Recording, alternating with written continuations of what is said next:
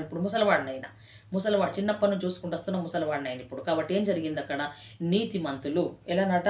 విడవబడలేరట. వారి సంతానం కూడా భిక్షం ఎత్తుకోలేదు. అంటే వారు ఎలానట? దేవుడి దయగల వారి అనేకులకు అప్పిచ్చుందరంట. వారి సంతానం వారు ఆశీర్వదింపబడరని దేవుడు వాక్యం సెలవిస్తుంది. మరి మనం నీతిమంతులుగా ఉన్నామా? నీతిమంతుల నోరు జ్ఞానమును గురించి వంచిస్తుందని వాక్యం సెలవిస్తుంది. నీ నీతి దేవుని పర్వతంతో సమానము అని వాక్యం సెలవిస్తుంది. ఎలానట? మన నీతి దేవుడి పరిశుద్ధ పర్వతం అంత సమానమట. అంటే మనం ఎవరిని అనుసరిస్తున్నాం? యేసుక్రీస్తు నీతిమంతుడు. నీతిమంతుడిని క్రీస్తుని మనం అనుసరించినట్లయితే మనకు రేపటి దినం నాడు మనకు భయం లేదు. రాగల కాలాల గురించి, కరువు గురించి మనకు భయం లేదు. ఎందుకంటే నీతిమంతుడిని అనుసరిస్తున్నాం కాబట్టి నీతిమంతుడే మన పిల్లల జీవితం చూసుకుంటాడు. ఎలా?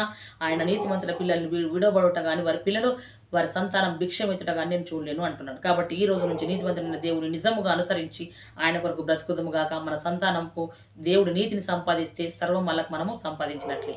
ఈ వాక్యం దేవుడు దీవించును గాక. ఆమేన్. Praise the lord.